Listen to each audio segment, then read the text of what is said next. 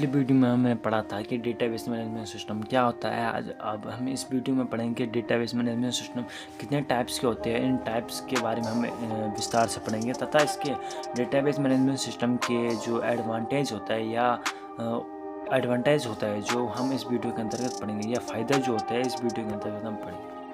Relational database का आविष्कार 1970 में दशक में यूएफ कोड ने किया था। इसमें डेटा को टेबल में स्टोर किया जाता है और प्रत्येक टेबल में बहुत सारे रो और कॉलम होते हैं। टेबल को रिलेशन भी कहते हैं और प्रत्येक टेबल की रो को टपल भी कहते हैं। इसमें टेबल की रो एक एंटिटी को प्रस्तुत करती है तथा टेबल की कॉलम एक एट्रीब्यूट को प्रस्तुत करती है। रिलेशनल डेटाबेस बहुत ही फ्लेक्सिबल या लचीला होता है, जिसके कारण इसमें किसी भी प्रकार का बदलाव आसानी से किया जाता है। ठीक है दोस्तों।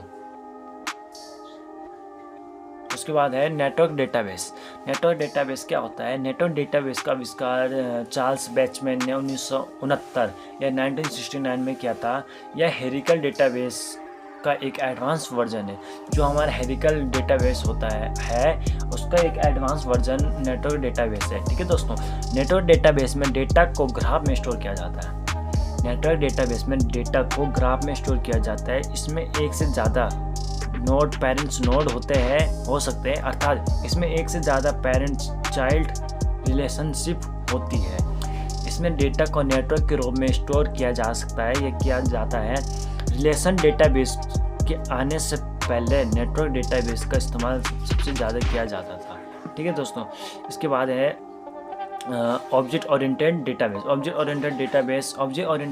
एक प्रकार का डेटाबेस मैनेजमेंट सिस्टम है जिसमें डेटा को ऑब्जेक्ट के रूप में स्टोर किया जाता है या क्लास और ऑब्जेक्ट से मिलकर बना होता है। ऑब्जेक्ट ओरिएंटेड डेटाबेस को बनाने के लिए पाइथन, जावा, C++ आदि प्रोग्रामिंग लैंग्वेज या प्रोग्रामिंग भाषाओं का इस्तेमाल किया जाता है। इसका आविष्कार 1980 के दशक में हुआ था। ठीक है दोस्तों। उसके बाद है डिस्ट्रीब्यूटेड डेटाबेस क्या होता है। डिस्ट्रीब्यूटेड डेटाबेस एक प्रकार का डेटाबेस मैनेजमेंट सिस्टम होता है जो कि एक ही कंप्यूटर तक सीमित नहीं होता है, बल्कि यह बहुत सारे कंप्यूटर में फैला रहता है। डिस्ट्रीब्यूटेड डेटाबेस बहुत सारे डेटाबेसों का एक समूह होता है जो कि अलग अलग लोकेशन या जगहों पर फैला रहता है। यह दो प्रकार का होता है, एक होमोजीनियस और दूसरा होता है हेट्रोजीनियस डेटाबेस होता है। ठीक है दोस्तों। क्लाउड डेटाबेस क्या होता है। क्लाउड डेटाबेस एक प्रकार का डेटाबेस मैनेजमेंट सिस्टम होता है जिसमें डेटा को क्लाउड कंप्यूटिंग की मदद से क्लाउड में स्टोर किया जाता है। क्लाउड डेटाबेस यूजर को बहुत सारी क्लाउड कंप्यूटिंग सेवाएं प्रदान करती है। ठीक है। उदाहरण के पास और सास और लास। इसमें सबसे बड़ा फ़ायदा यह है कि इस डेटाबेस की स्पीड बहुत ही तेज़ है और इससे हम अपनी ज़रूरत के अनुसार स्केल कर सकते हैं। ठीक है दोस्तों। उसके बाद है हमारा ऑपरेशन डेटाबेस।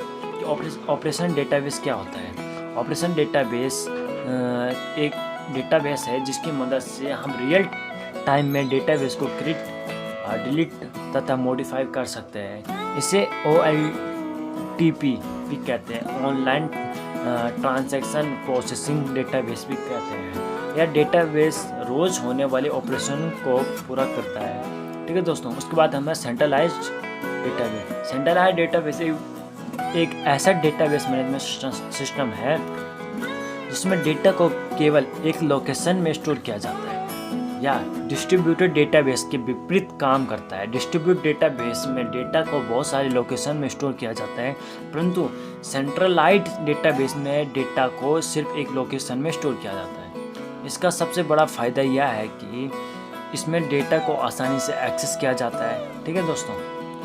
और उसके बाद आता हमारा डेटा वेयरहाउस क्या होता है। डेटा वेयरहाउस एक प्रकार का डेटाबेस मैनेजमेंट सिस्टम होता है जिसमें डेटा को स्टोर करके रखा जाता है। ठीक है दोस्तों। इसमें डेटा लंबे समय तक स्टोर रहता है और वह लंबे समय तक एक्सेस किया जा सकता है। डेटा वेयरहाउस में नए और पुराने दोनों प्रकार के डेटा को स्टोर किया जाता है।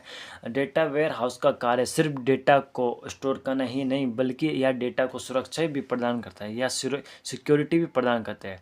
ठीक है दोस्तों। और इसके बाद है हमारा डेटाबेस मैनेजमेंट सिस्टम के फ़ायदे। डेटाबेस मैनेजमेंट सिस्टम के बहुत सारे फ़ायदे हैं जिनके बारे में हमें नीचे दिए गए हैं। डेटाबेस मैनेजमेंट सिस्टम को में डेटा को आसानी से खोजा जा सकता है। Very good. इसमें डेटा को आसानी से रिट्राइव या पुनः प्राप्त किया जा सकता है, ये भी सही है।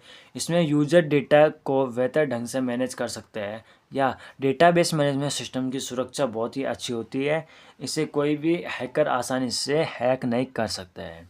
ठीक है। इसमें डुप्लीकेट डेटा को स्टोर नहीं किया जा सकता है, ये इसकी सबसे खासियत है कि इसमें डुप्लीकेट डेटा को स्टोर नहीं किया जा सकता है।